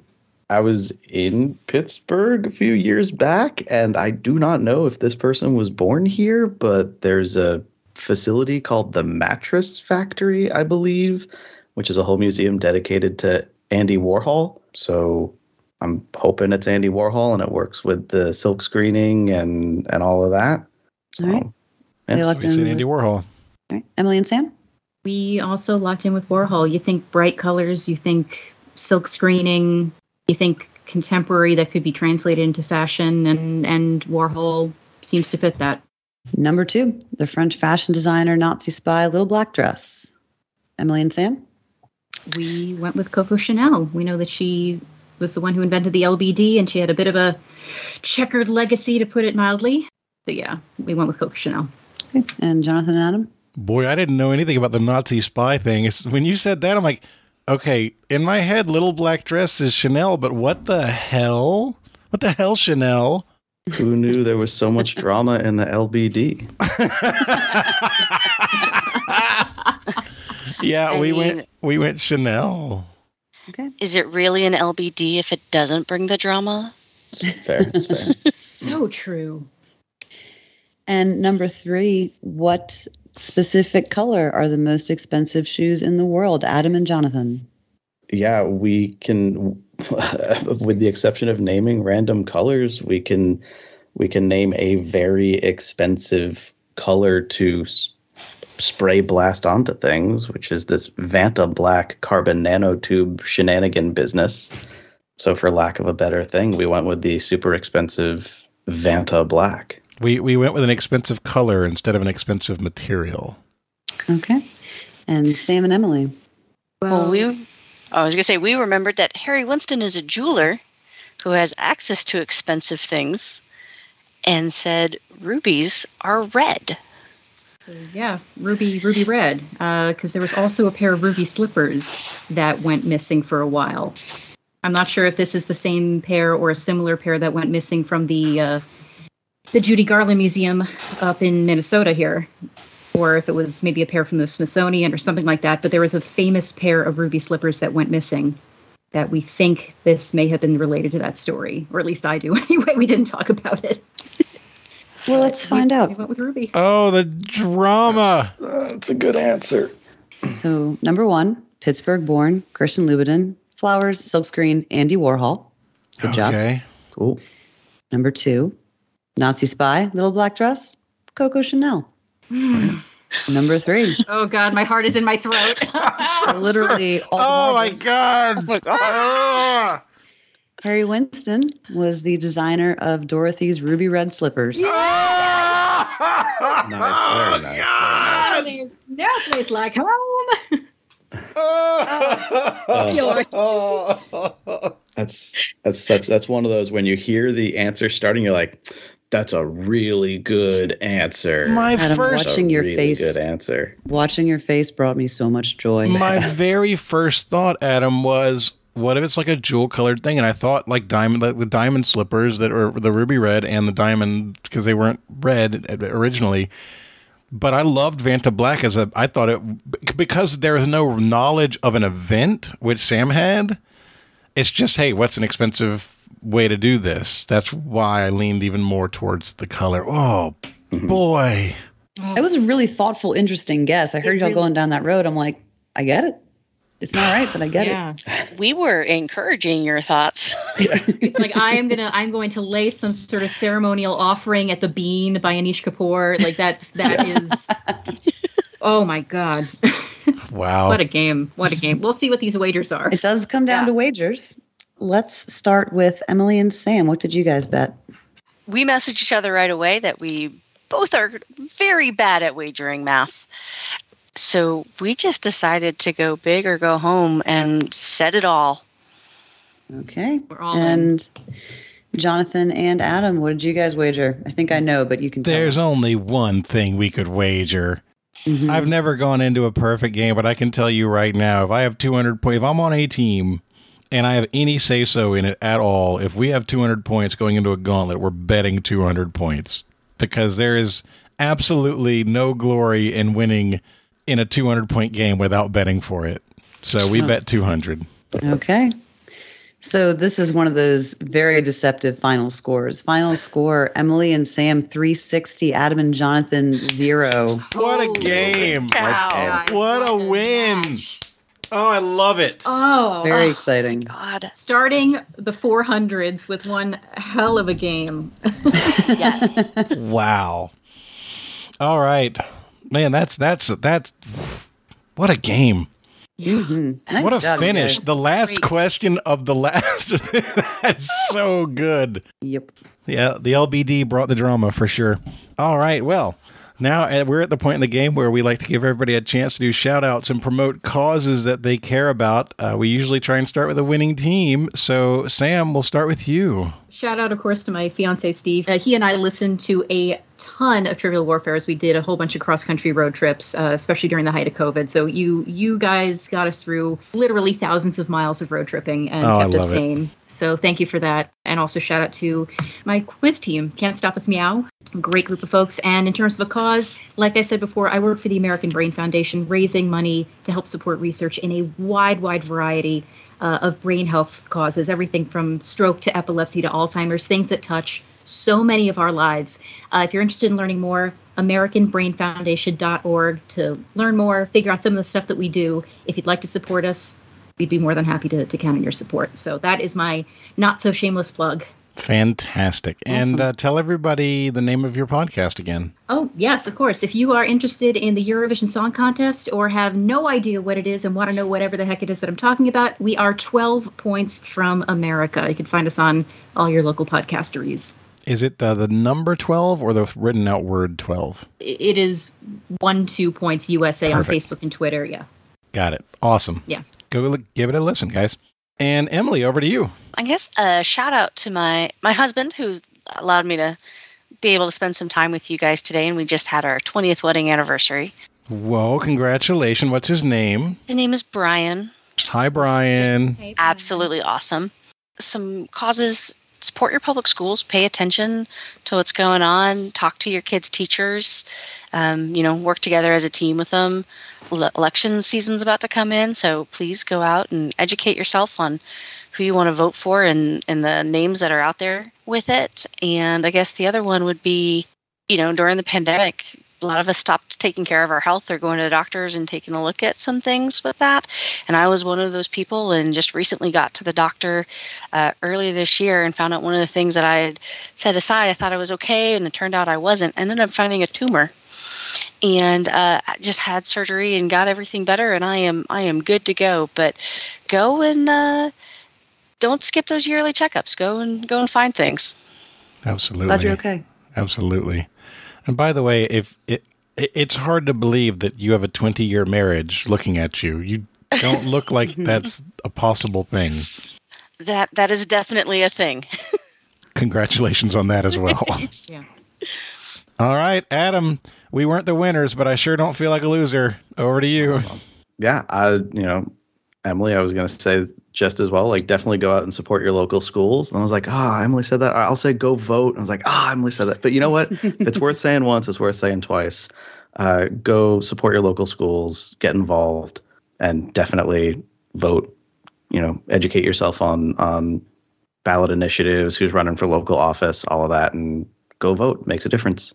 All right. Very cool. Very cool. Well, that is going to wrap us up. What a game this was. I wasn't expecting this. I knew that we were putting some strong players on the game, and whenever you have one strong player, you've got to balance. You got to make sure teams are going to be good, but holy crap, y'all.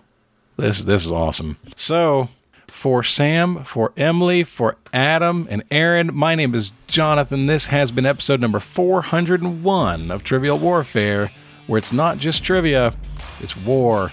Bye, everybody. Thanks for listening to Trivial Warfare. Be sure to check out the revamped TrivialWarfare.com as your one-stop shop to submit questions, join the community, and get access to over 150 archived episodes. Warm It Up was written and performed by Matthew Stevens. This episode was edited and produced by me, Joel Sharpton. For help with your podcast, Visit propodcastingservices.com.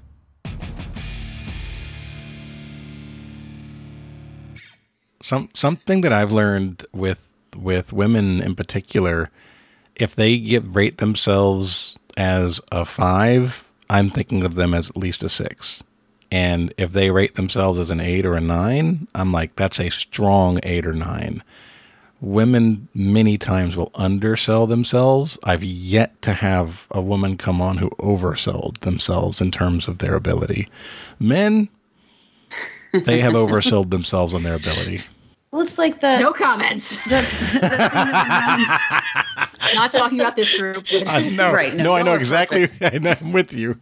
But it's like a couple years ago when, something like a consequential percentage of men were like, yeah, I could earn a point against Serena Williams in tennis. Oh, of yeah, course I could. It's like, the f*** you could. She would murder you. Right. Right. Yeah. Or the 6% of men who think that they could beat a gorilla in a wrestling match. Right. Yeah. Yeah, no kidding. Maybe a newborn gorilla. Right. And even then, 12% think they could beat a wolf in a hand-to-hand fight. Well, wolves they don't have hands. You've never seen a wolf. Apparently. I just had an idea. Oh, no. You guys, you can see how white my face looks because the lighting in this room is absolutely horrendous. And I was stuck looking at myself for a second. I was like, well, on a positive note, it makes my eyes look bluer, which is nice, and makes my teeth, look at this, so freaking white. I mean, it's like, oh my God, my teeth are so white. But I just had an idea. I have like a yellow light bulb. Maybe I can just change the lighting in here. I'll look jaundiced instead of ghostly. See, I thought as we were talking about the axe murder, you were like, ooh, idea. No, I was much more self-focused than that. It's like, you remember that thing I was saying that maybe you should come out to Minnesota and I'll show you around. I'm kind of taking that back. She's like, no, I'm having regrets. Yeah, she's like, your teeth are not that white? Oh, no, you stay there. Before you ask the next question, I was at a Chris Stapleton concert last week talking about opening bands and whatever, and I didn't know who would be opening or not, and Elle King was the opening band, the opening act for Chris Stapleton. Wow. I was like, holy crap. I'm like, when I saw the name pop up, I'm like, what? Okay, cool. That was a good like 30-minute set, and it was just fabulous. That's awesome. I love her. Yeah, she's great. Somebody surprised me with a piece of trivia about her that I was totally unaware of. Apparently, Rob Schneider's daughter. Yeah. I was like, wait, what? What? Yeah, someone had sex with Rob Schneider. Yeah, I was just thinking, how did he produce somebody with talent? Oh, that was the surprising part. Yeah, no, we're dogging on Rob Schneider pretty hard right now. Yes. This just feels like punching down. Sorry, Rob, if you're listening. Trust me, we're not punching down. We're not punching down. He'd be laughing too. Yeah, we're not the first people to make that joke, but yeah, she's awesome.